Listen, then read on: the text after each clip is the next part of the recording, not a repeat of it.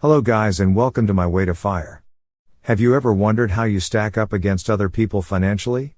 I sure have, but it is considered rude to ask people how much money they make, let alone what their net worth is.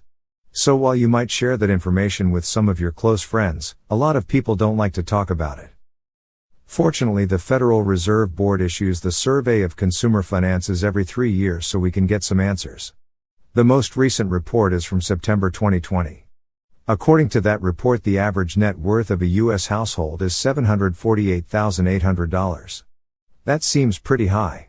That's because it includes the ultra-rich people like Elon Musk, Warren Buffett, Bill Gates, Jeff Bezos and others whose net worth is in the billions of dollars. Due to this, I will use the median values throughout the rest of the video. That brings the net worth of a U.S. household down to $121,700. This way the representation of the everyday person is more accurate.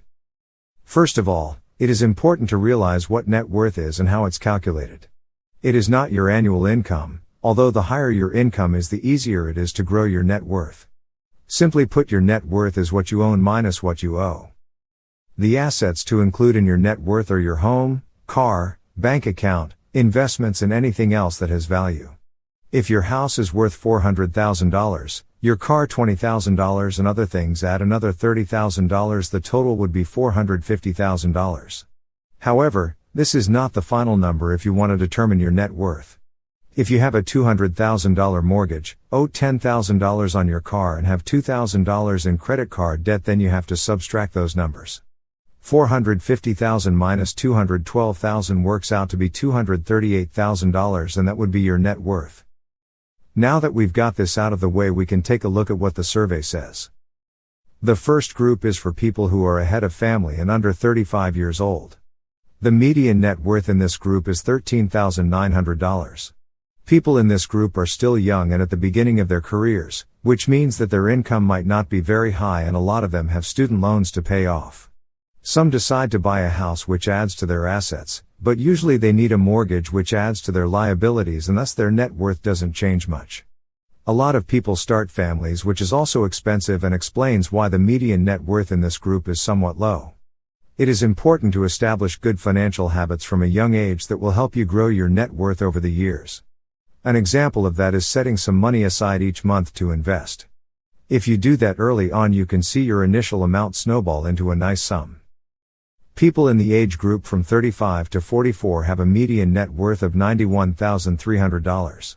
At this time in their lives, people usually have a career, higher income and hopefully some money invested that started working for them. Those that have a house have repaid part of their mortgage. On the other hand, growing families add responsibilities as well as expenses. If you want to keep growing your net worth, it is important to keep saving a portion of your income. The 45 to 54 age group has a median net worth of $168,600. That's a nice growth compared to the previous stage. At this age, some people manage to pay off their mortgage if they bought their house very young, or put in extra effort to do so. Their children also start to move out, which aids their budget. Some people decide to move to a smaller house as they no longer need that much space if their kids are gone. All that allows them to save more money and prepare for retirement.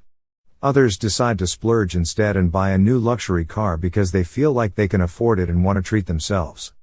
That's called lifestyle inflation. Instead of saving more money, you just spend it on more expensive things than you used to buy before that. That's why people making six figures can still live paycheck to paycheck if they spend all they make. People in this group, who have been investing for many years now, should see good results. The median income for the next group from age 55 to 64 is $212,500. The circumstances are somewhat similar to the previous group because it all depends on at what age you have children and if you decide to buy a house, if so then again, at what age, etc. You probably won't see much progress in your career as you get closer to the retirement age. Hopefully you can compensate that with a nice portfolio of investments and you don't have to take on any debt. The next bracket is for people aged 65 to 74 and the median net worth is $266,400. Some people still work, some switch to a part-time job and some no longer work at all. Health problems may arise at this age, which leads to more expensive healthcare bills and that impacts their finances. The last group is for people 75 and older. For the first time we see a decrease since the median net worth goes down to $254,800. It should not be that surprising though. The life expectancy is around 80 years in the US, so it is not such a bad idea to enjoy your money while you can. None of us knows how much time we have left, so why not splurge on a vacation in Europe, for example? Of course, it shouldn't drain all of the savings. Now that we have gone over all of the groups, it is important to mention that two people with the same net worth can live totally different lives. Imagine that the first person is Kyle, who lives a lavish lifestyle. He has a nice mansion and 2 exotic cars. Kyle's net worth is $2 million, but he has no money-making assets. That means he still has to work to support this lifestyle, otherwise he wouldn't have money for food, to fill the tank of his cars or anything else. The second person is Samantha. Her net worth is also $2 million, but she lives in an apartment, drives a $20,000 car and has 2 other apartments that she rents out. The rest of her money is invested. Samantha doesn't work anymore, as the rent she receives and dividends from her investments are enough for her to live on. This was just an example, and in reality you can retire on much less. I have already made a video about financial independence and early retirement where I talk about that, so if you are interested in that, then make sure you watch it. Since you are watching this video, I assume you want to do better than those median numbers. So what can you do? Start off by paying down your debt.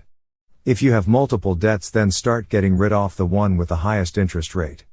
This will improve your cash flow and you can invest the money that used to go towards repaying the debt. Not only that, but try to set aside a portion of your income each month and invest it into appreciating assets. The sooner you start, the better. Once again, I want to refer to another video I made where I explain the compound interest. It helps you grow your net worth over a long period of time like crazy. I will leave links to those 2 videos in the description. The next step is to go over your expenses and find ways to decrease it. Track everything you spend in a month and see what you can cut back on. There's always something like eating out too often or too many paid subscriptions. Instead, subscribe to this channel and learn to save more money. The last step is to find new ways to boost your income.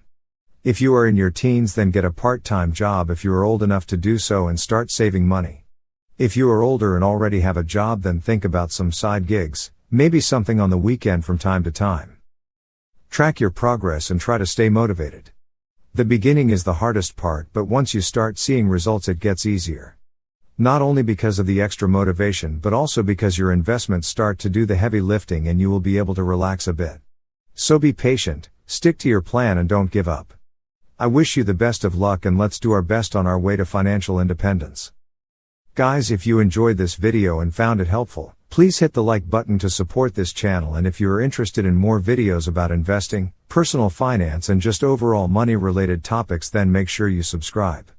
As always, thank you so much for watching, and I hope to see you in the next video.